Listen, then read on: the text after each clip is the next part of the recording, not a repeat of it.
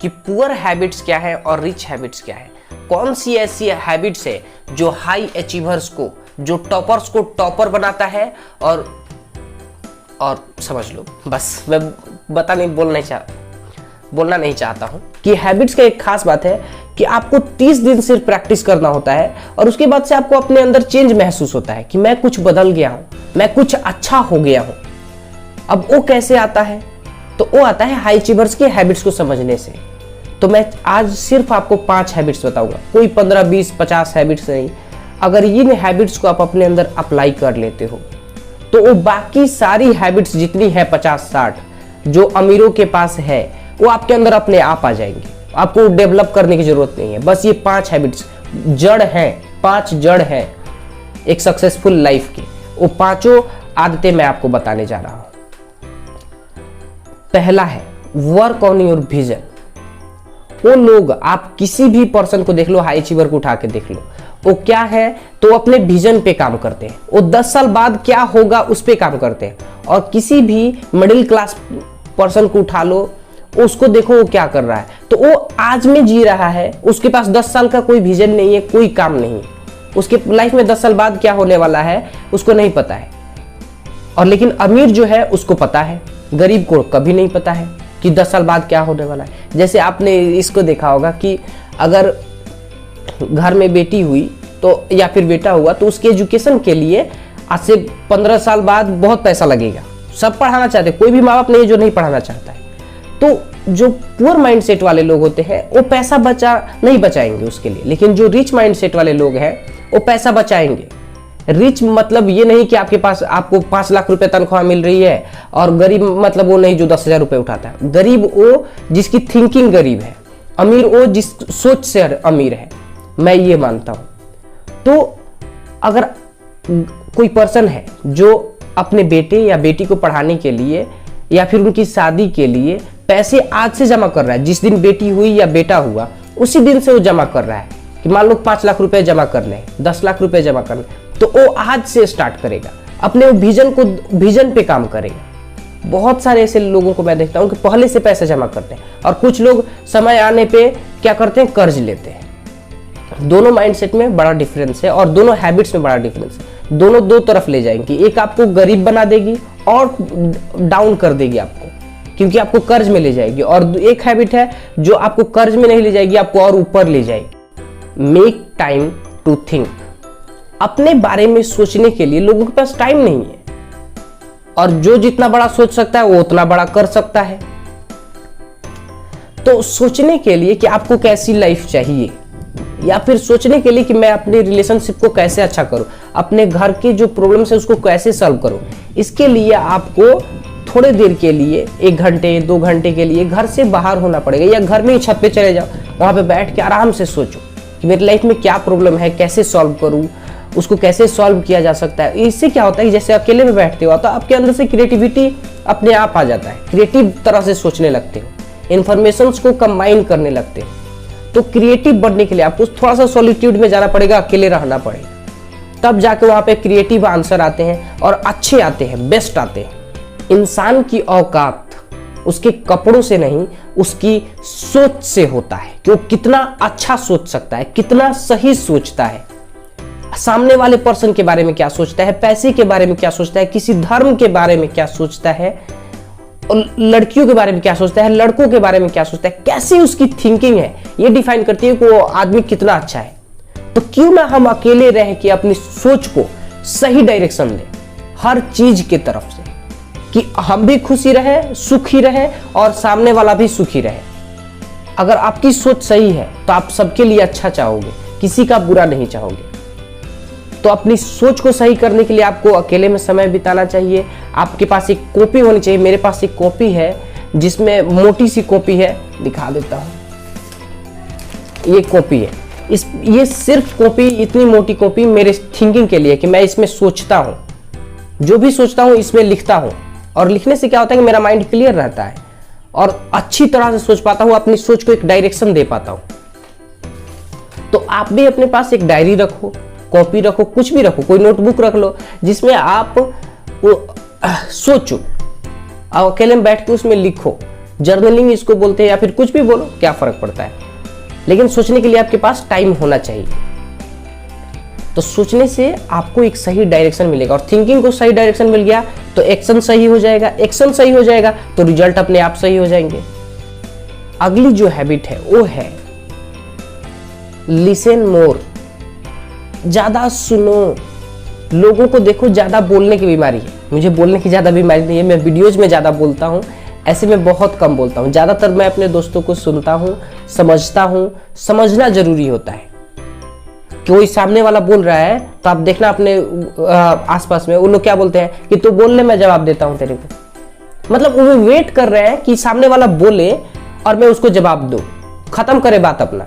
वो समझ नहीं रहे हैं उसको। तो जब समझ रहे हो आप तो जरूरी है कि वहां पे बोलना ही है। कभी कभी चुप रहना भी बहुत जरूरी होता है। चुप रहना बहुत पावरफुल होता है। किसी कहीं पे चुप हो जाओ ना आप तो बहुत पावरफुल होता है। इससे रिलेशंस खराब नहीं होते हैं, प्लस कि आपको ज्यादातर टेंशन, बेकार के झगड़े नहीं होते हैं, बहुत कम चीजें हो जाती हैं। तो ज्यादा सुनो, कम बोलो, कम मत बोलो, सही बोलो, कम नहीं, सही बोलो, सही क्वेश्चंस करो, समझने की कोशिश करो सामने वाले पर्सन को। कोई पर्सन आपको अपनी दुख बता रहा है, सामने वाला क्या करता है कि तू तेरा क्या दुख है, मैं बताता हूं मेरा क्या दुख है, अपना दुख बताने लगते। नहीं, ऐसा मत करो।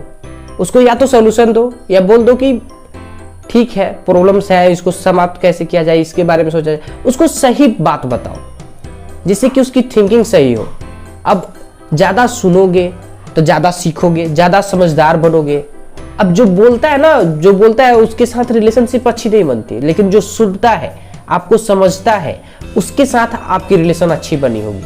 आप अपने पास्ट में देख लो, जिसके साथ भी आपका रिलेशन अच्छा है वो आपको सुनता है, ये नहीं कि बोलता है आपसे। ज्यादातर बोलने वाले लोग हमको पसंद नहीं आते। पसंद कौन आता है? जो हमको सुने, हमारी प्रॉब्लम को सुने। तो हम भी ऐसे ही बन जाए तो बहुत बेटर होगा, हमारे रिलेशन अच्छे हो जाएंगे, प्लस कि हम ज्यादा सीखेंगे। Study 1 hour. मैंने देखा है कि जो ग्रेजुएशन कर लेते हैं या कोई कोर्स कर लिया, कमाना शुरू हो गया, तो वो बैठ जाते हैं मैं अब क्या पढ़ना, पढ़ाई लिखाई छोड़ देते हैं। बट जो रिच पीपल होते हैं वो क्या करते हैं, तो वो आज भी पढ़ रहे हैं। 80 साल एज है, वॉरेन बफेट की एज बहुत ज्यादा है, 80 प्लस होगी मेरे ख्याल से। तो वो भी आज भी पढ़ते हैं 6 घंटा। वो आज भी अपने इंटरव्यू में बोलते हैं कि मुझे पढ़ना बहुत पसंद है। बिल गेट्स आज भी पढ़ते हैं, उतना एज हो गया, आज भी बुक्स पढ़ते हैं। तो हम कौन से बूढ़े हो गए हैं जो हम पढ़ना छोड़ दिए हैं? जिसने पढ़ना छोड़ दिया उसने बढ़ना छोड़ दिया, वो अब उसमें ग्रोथ नहीं आएगी।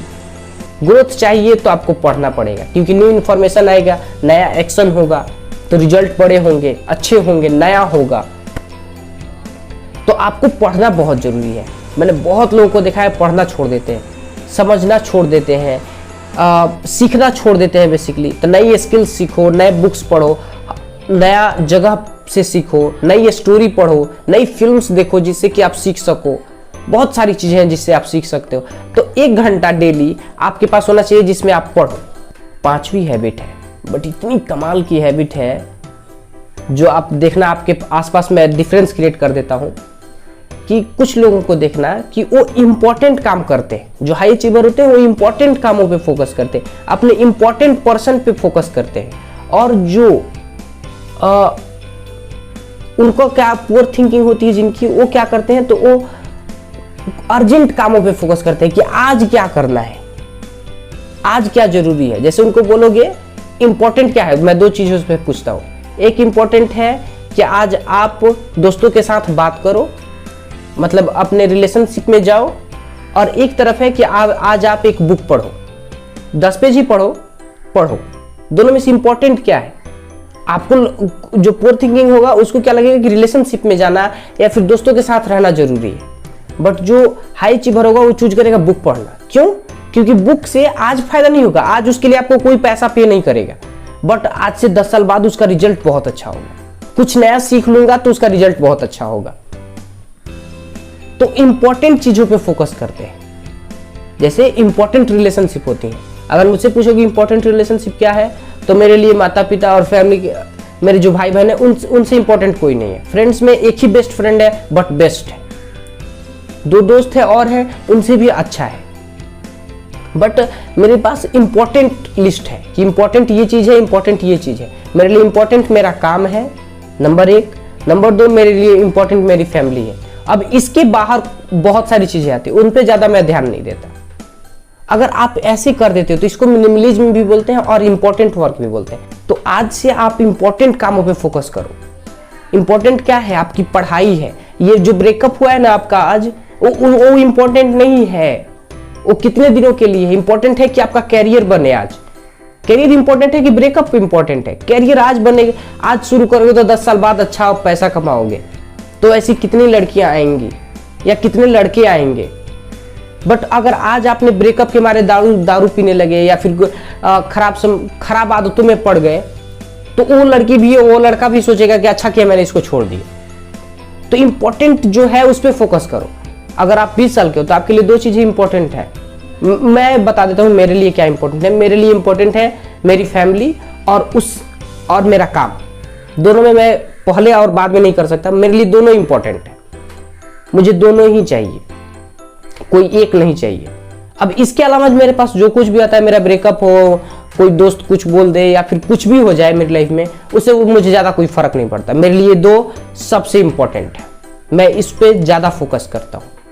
तो जहाँ पे जिसको फोकस होता है ना, वो चीज़ बड़ी होने लगती है, वो चीज़ अच्छी होने लगती। तो जब मुझे ये समझ में आया तो मेरा जो रिलेशनशिप है वो बहुत बेटर हो गया, क्योंकि मैंने उस पर ध्यान देना शुरू कर दिया, उनका केयर करना शुरू कर दिया। नंबर 2 कि मैंने अपने काम पे ध्यान दिया, दोस्तों से यहाँ से वहाँ से ध्यान हटा के अपने काम पे, अपनी पढ़ाई पे ध्यान दिया, अपने संबंधों, अपने फैमिली पे ध्यान दिया।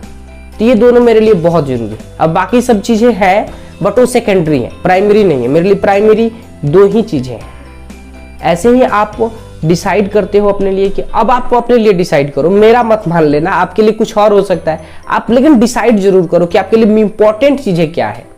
आप इंपॉर्टेंट हैबिट्स को अपने अंदर अप्लाई करो। Thank you so much for watching. Thank you so much.